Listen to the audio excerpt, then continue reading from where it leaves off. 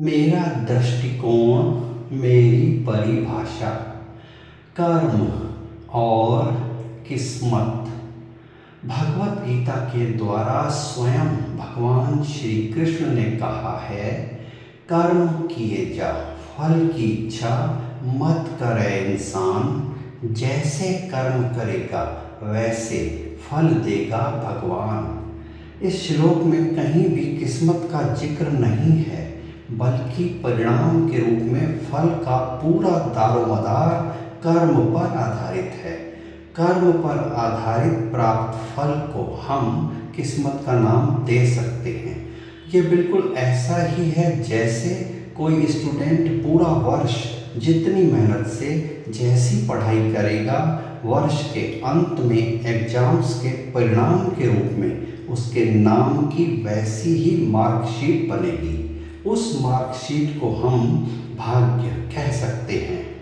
पूरा वर्ष एक बिजनेसमैन जिस कुनेह और अपनी होशियारी या समझदारी से बिजनेस करेगा, उसी पर आधारित उसकी इनकम होगी। उस व्यापारी की बैलेंस शीट को हम उसका नसीब मान सकते हैं। उसके भाग्य में ऐसा लिखा था। ये तो बहुत सरलता से कह दिया जाता है, परंतु कोई ये दावा नहीं कर पाता कि किसी के भाग्य में क्या लिखा है। जीवन की मंजिल तक पहुंचने की यात्रा में कई मोड़, पड़ाव और अवरोध आते हैं। इसी तरह सफलता प्राप्त करने की यात्रा के बीच में आने वाले जाने कितने, लेकिन किंतु परंतु के अवरोधों को हम कैसे पार करते हैं, उसी पर निर्भर होती है हमारी सफलता या असफलता। तभी तो कहा भी गया है कि असफलता हमें सिखाती है कि सफलता के प्रयास में कहीं कोई कमी रह गई है। अपेक्षित परिणाम हमारी खुशकिस्मती मान लें तो अनपेक्षित असफलता हमारी बदकिस्मती ही कहलाएगी, जबकि दोनों ही अवस्थाएं हमारे प्रयत्नों का ही परिणाम होती हैं। कर्म और किस्मत की प्रतिद्वंद्विता ही नहीं है, क्योंकि किस्मत का कोई अस्तित्व ही नहीं है। यानी कर्मशीलता ही हमारी ऐसी प्रवाहित नदी है जो हमें सफलता के समंदर में विलीन करवाती है। भाग्य के रूप में सफलता का सागर दरअसल हमारी कर्मों की लहरों पर ही आधारित है। किसी भी क्रिया की प्रतिक्रिया को भले हम किस्मत या भाग्य या नसीब का नाम दे दें, परंतु कोई भी क्रिया किसी किस्मत की दासी नहीं होती। कोई कर्म भाग्य का गुलाम नहीं होता। कोई कर्म नसीब के आदेश से बंधा हुआ नहीं होता। जो भी होता है वो कर्मों के परिणामों का फल है। हमारे कर्म हमारी ज़रूरतों, हमारी इच्छाओं की पूर्ति का साधन है। हमारी सोच हमारे विचारों से ही प्रेरित और निर्देशित होकर हमारे कर्म क्रियाशील होते हैं। एक नौकर अपने मालिक के आदेश पर पूरा महीना उसके आदेश का पालन करता है। महीने के अंत में उसकी पगार उसका कर्मफल है।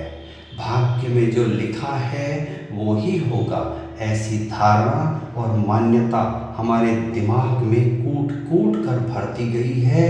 अब राह चलते किसी को ठोकर लगती है तो उसका यह दुर्भाग्य किस किताब में लिखा है, जबकि आंखों देखे पत्थर से टकराने के गलत कर्म का परिणाम है जो ठोकर फल के रूप में मिला।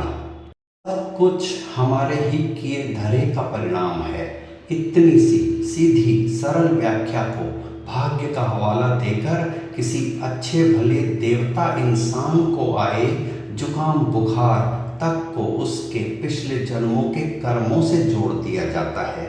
यहाँ तक कि कहीं जाते हुए रेड सिग्नल होने के पहले हम क्रॉस कर जाते हैं तो हम खुशकिस्मत बन जाते हैं, और अगले ही सिग्नल पर क्रॉस होने के पहले रेड सिग्नल हो जाता है तो हम बदकिस्मत हो जाते हैं। जो चाहा वो मिला तो भाग्य, जो चाहा वो नहीं मिला तो दुर्भाग्य। किस्मत की लिखी किताब में लिखे अनुसार ही सब होना है, तो इंसान की मेहनत, प्रयत्न, प्रयास, कर्म की फिर क्या मायने। क्रिकेट के मैदान में सेंचुरी मारने के लक्ष्य के साथ विराट कोहली मैदान में उतरता है।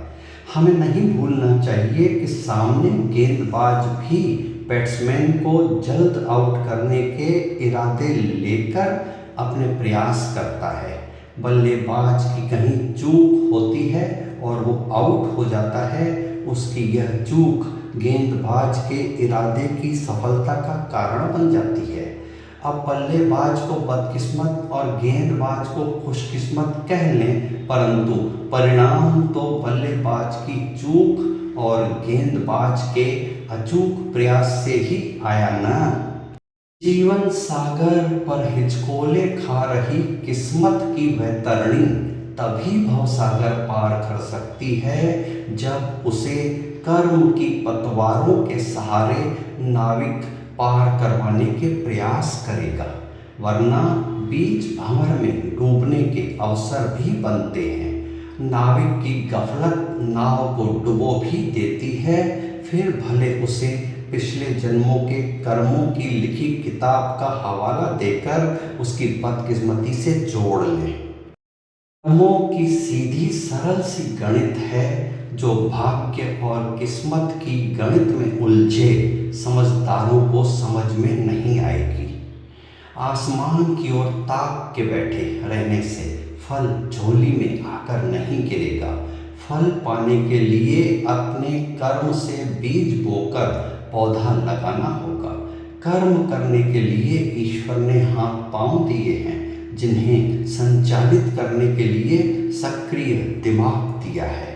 परिणाम के संजोग को किस्मत से नहीं, प्रयत्न और प्रयास से जोड़ें।